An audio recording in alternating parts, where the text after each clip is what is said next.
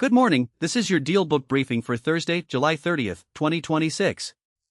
I'm Andrew Ross Sorkin, and we've got a packed edition today, from a credibility shock at the Federal Reserve to a tale of two tech giants diverging on artificial intelligence, a fashion brand betting on public markets, and a Stanford startup teaching AI to simulate Wall Street analysts. Let's dive in. The bond market is falling again after the Federal Reserve's decision yesterday to hold interest rates steady. But the real story isn't the pause itself, it's the insistence by Kevin Warsh, the Fed chairman, on letting markets run their course, a vision he telegraphed well before getting the job. He also said he wanted a quieter central bank. For now, though, there is plenty of short-term noise. Markets are worried that the Fed, which left its benchmark lending rate unchanged in a dissent-filled 9-3 vote, may be falling behind in its efforts to tamp down inflation. 3 policymakers voted in favor of a quarter-point increase, suggesting the debate in coming months will center not on whether the central bank will lift borrowing costs, but when. A sell-off in long-dated bonds, which accelerated during Warsh's news conference, has continued this morning. The 30-year U.S. Treasury bond yield rose to 5.23%, the highest since 2007. Traders now set the odds of a September rate increase at 60%, and several Wall Street economists predict a series of hikes on the horizon. S&P 500 futures are rebounding after a late afternoon swoon yesterday. The stock and bond moves, wrote Bank of America economist Adifir Bave, were consistent with a central bank inflation credibility shock. Warsh evaded a lot of questions but made a few starkly dovish remarks. First, he opened the door for looking at other inflation indicators besides the Personal Consumption Expenditures Price Index, the Fed's preferred gauge, which has been running hot for years. Second, he suggested there could be other tools besides rate hikes to fight inflation. Third, he implied that markets have done some of the Fed's tightening work for it. At the same time, Warsh sounded hawkish, saying the Fed would not go soft on bringing inflation closer to the 2% target. But he offered few details on how policymakers arrived at their vote, or hints about what's next. There was nothing inertial about our discussions, our policy, or our strategy, he told reporters. President Trump, who has pressured the Fed for years to lower rates, praised Warsh after the vote. I know he'd love to see lower interest rates, but he's got a board, and it's a political board, and they want to keep rates up, Trump told reporters. But we fight through rates.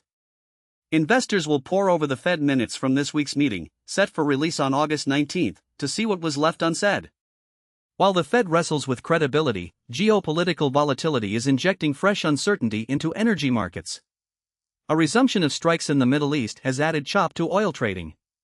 Brent crude, the international benchmark, was at $90 a barrel on Thursday, down about 1% after jumping nearly 8% the day prior, as President Trump vowed to retaliate with a very hard round of strikes in response to the latest Iranian attacks. The United States and Iran resumed strikes, and Egypt confirmed that an unidentified drone was responsible for an attack on 2 ships in a Mediterranean port. West Texas Intermediate crude, the U.S. benchmark, slipped to between $83 and $84 a barrel. Bond yields remained elevated after the Fed meeting left investors questioning the central bank's commitment to containing inflation. Trade tensions are flaring on a new frontier, robotics. China angrily denounced a U.S. proposal to ban imports of Chinese-made humanoid robots, calling the measure discriminatory and threatening retaliation. In a sharply worded statement, China's Commerce Ministry accused the Trump administration of launching a new provocation that would severely undermine the stability of China-US economic and trade relations, and seriously disrupt the stability of global industrial and supply chains. The Federal Communications Commission's effort to restrict imports of humanoid and animal-like robots, while not mentioning China by name, reflects White House fears that the technology could be an espionage and commercial threat. The dispute highlights how robotics has become the latest battleground in the intensifying technological and industrial rivalry between Washington and Beijing. In markets, a report in the Financial Times serves as a classic reminder that one fund's trouble can signal broader stress. Situational Awareness, a $20 billion hedge fund founded by Leopold Aschenbrenner, a former OpenAI employee, is looking to raise more capital after taking heavy losses from the recent tech stock rout. The fund, known for its big bets on artificial intelligence, is reportedly overextended and seeking new money from investors. Watch this space. Now to the divergence that defined big tech earnings yesterday, Microsoft and Meta, both spending heavily on AI infrastructure, but with sharply different results to show for it. Microsoft shares jumped 9% in pre-market trading after the tech giant reported big beats on its top and bottom lines. Quarterly profit surged 31% to $35.8 billion. The results suggest its capital expenditures are paying off.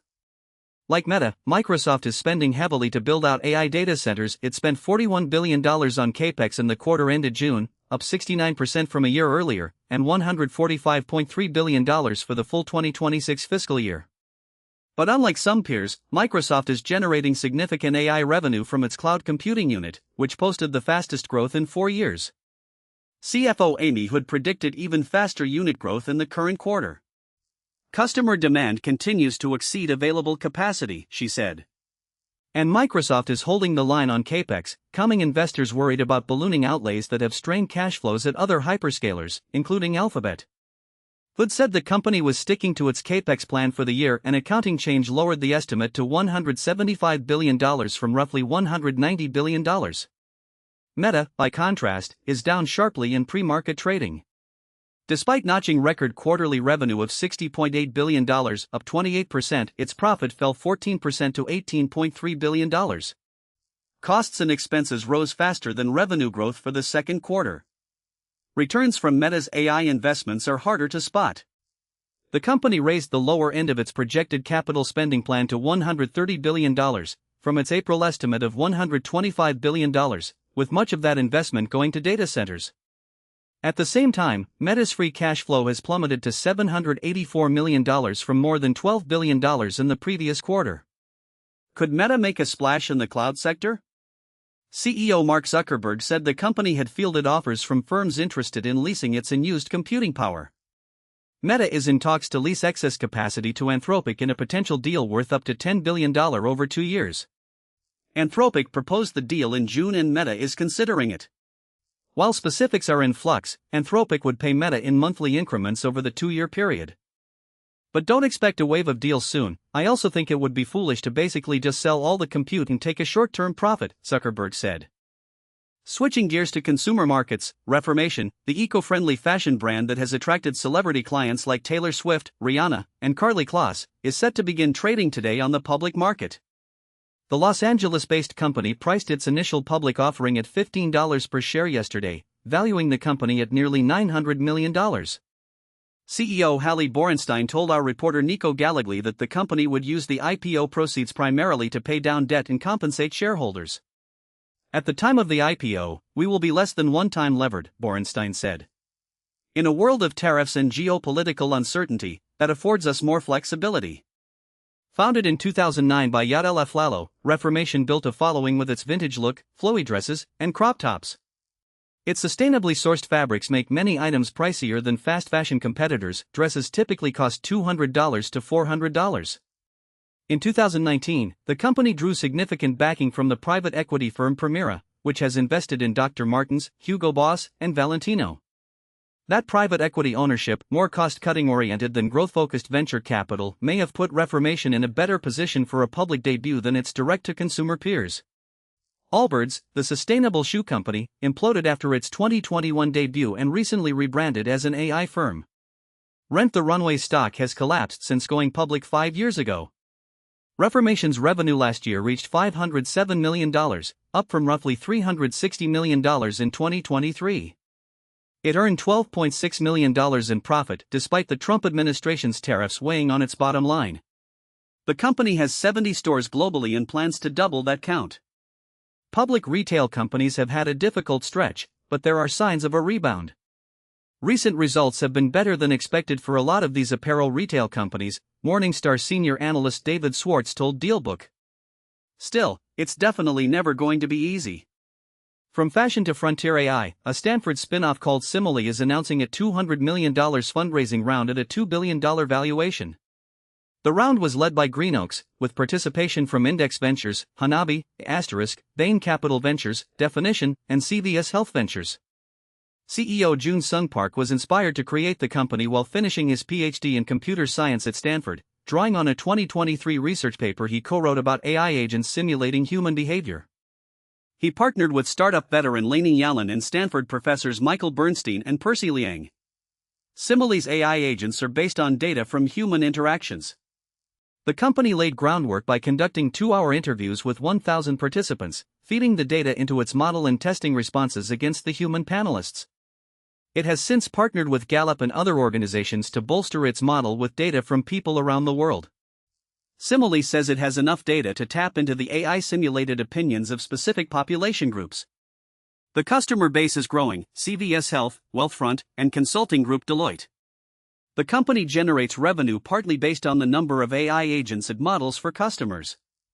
As Park puts it, we can simulate every analyst and predict what questions they would ask, turning the intimidating earnings call learning curve into a fast-growing business. Let's round out the briefing with the speed read. In deals, Grant Thornton Advisors has agreed to take CBIZ private in a deal valuing the rival professional services firm at $5 billion. Anglo American is reportedly in discussions to sell its De Beers diamond business for about $1 billion, a fraction of its 2001 valuation when it was taken private. In policy and regulation, Semaphore reports that SpaceX looks to compete with carriers by acquiring more spectrum, though with roughly 80% of Americans living in urban areas, that would require a significant ground-based infrastructure build-out and huge capital, since orbital satellites need line of sight to a device. Separately, the FTC, Utah, and Los Angeles County are suing Hims & Hers, the telehealth platform, accusing it of sharing information on its users' health with advertisers like Meta and Snap. And in the best of the rest, LIV Golf cancels its grand finale as Saudi funding peters out. And a new scientific breakthrough from Caltech and startup Sophia Space uses solar power to cool chips, potentially enabling the dream of AI data centers in space. Researchers say the cooling system could help launch orbital data centers by the early 2030s, powered by 24-hour solar energy. That's your DealBook briefing for July 30, 2026. We'd love your feedback. Email us at dealbook@newyorktimes.com. Follow us on Instagram at @NetDealBook. See you tomorrow.